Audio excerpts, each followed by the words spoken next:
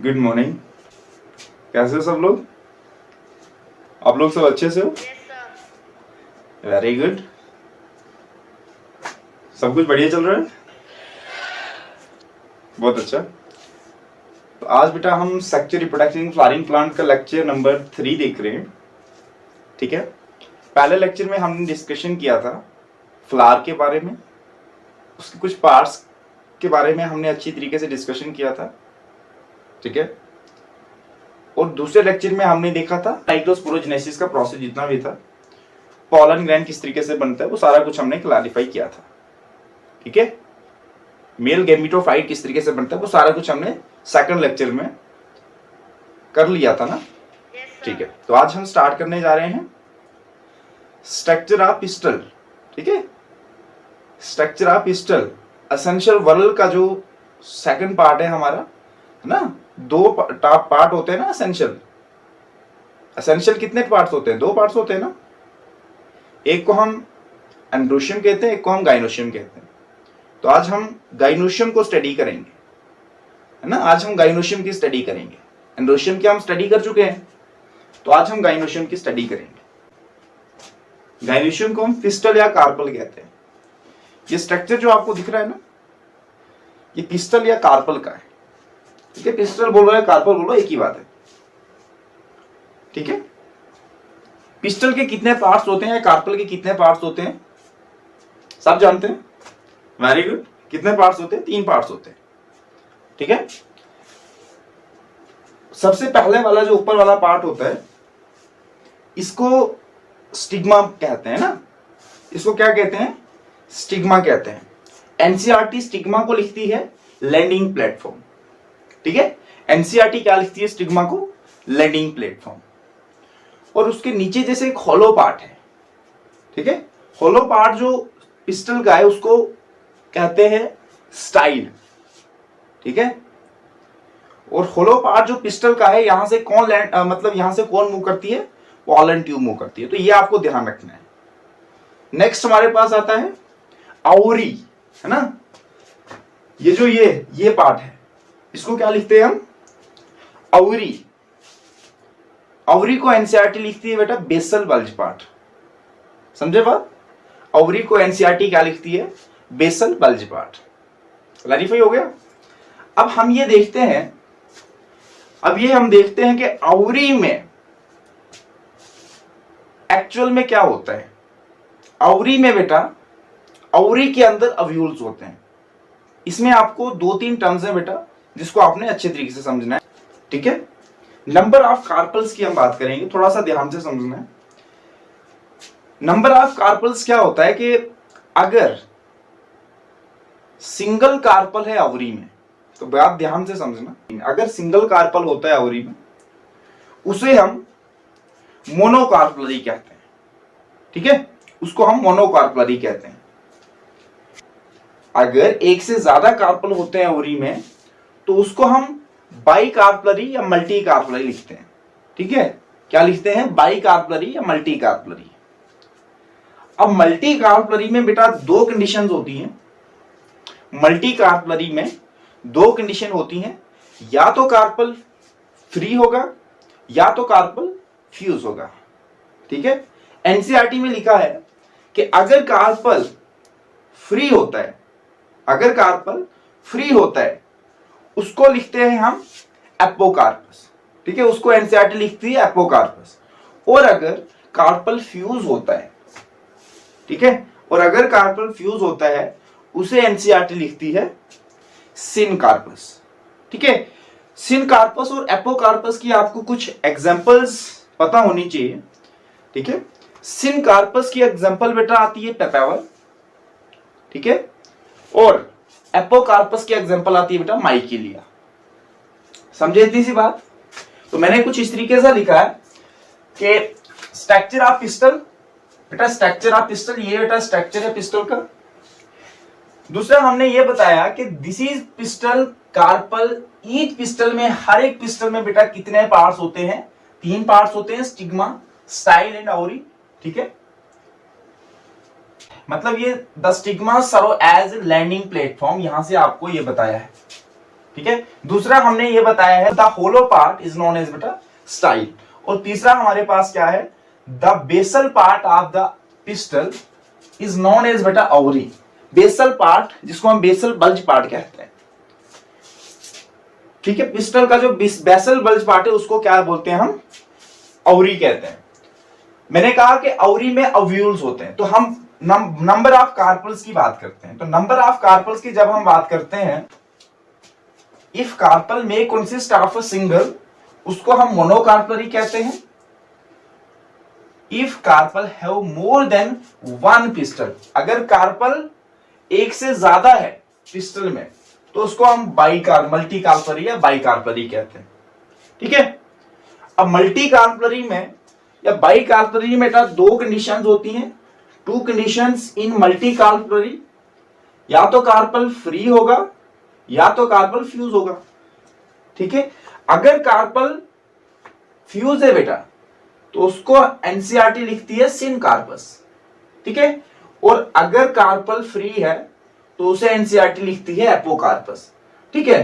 तो हमारे पास सिन कार्पस की एग्जांपल बेटा पेपेवर है और एपोकार्पस की एग्जांपल बेटा हमारे पास माइकेलिया है। तो अब हम बात करते हैं बेटा स्ट्रक्चर ऑफ ओवरी, है ना। स्ट्रक्चर ऑफ ओवरी पे हम थोड़ा सा डिस्कशन करते हैं। ये जो मैंने स्ट्रक्चर ड्रा किया है इधर, ठीक है, इसको हम ओवरी बोलते हैं, ठीक है। ओवरी के अंदर बेटा जो चैम्बर्स होते हैं ना, ओवरी के अंदर जो चैम्बर्स होते हैं, टमाटर काटा है आपने ऊपर से, जब आप टमाटर ऐसे काटते हो ना, ट्रांसफर सेक्शन जब इसका टमाटर का करोगे आप, तो उसके अंदर क्या दिखते हैं आपको, चैम्बर्स दिखते हैं, बहुत सारे चैम्बर्स दिखते हैं, ठीक है। इसकी एग्जांपल है भिंडी बेटा। भिंडी को जब ऊपर से काटते हो ना तो उसके अंदर बहुत सारे चैम्बर्स होते हैं। उन चैम्बर्स को एनसीईआरटी लिखती है बेटा लोक्यूल्स। क्या लिखती है, लोक्यूल्स, ठीक है। चैम्बर इज ओवरी या chamber in ovary is known as locules. और साथ में नंबर ऑफ ओव्यूल बेटा डिपेंड करता है सीड पे, ठीक है। नंबर ऑफ ओव्यूल्स डिपेंड करते हैं सीड पे, समझे इतनी सी बात।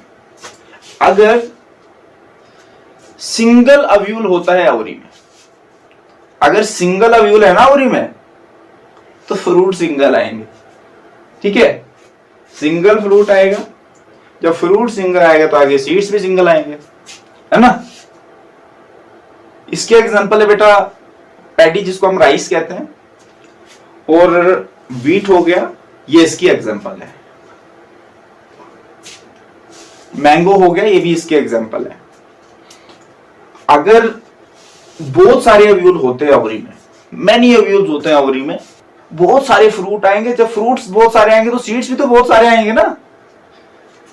तो ये हमारे पास है कि अगर बहुत सारे ओव्यूल है ओवरी में तो बहुत सारे फ्रूट्स आएंगे, और बहुत सारे फ्रूट्स आएंगे तो बहुत सारे सीड्स बनेंगे, ठीक है। इसके एग्जांपल है ऑर्किड हो गया, वाटरमेलन हो गया, पपाया हो गया, ये इसकी एग्जांपल है। देखो अब हम बात करते हैं स्ट्रक्चर ऑफ ओव्यूल पे। ये मैंने स्ट्रक्चर ऑफ ओव्यूल कुछ यहां पर ड्रा किया है, ठीक है। ये स्ट्रेट ओव्यूल है बेटा, जिसको हम आर्थोट्रोपिक ओव्यूल कहते हैं।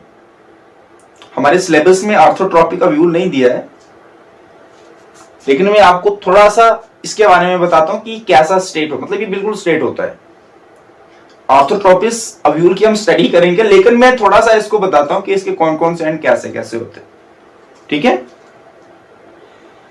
इसमें जो बेटा एक स्टॉक लाइक स्ट्रक्चर है, ठीक है। इसमें जो एक स्टॉक लाइक स्ट्रक्चर आपको दिख रहा है ना, इसको हम फनिकल कहते हैं, ठीक है। इसको हम फनिकल कहते हैं, समझे इतनी सी बात।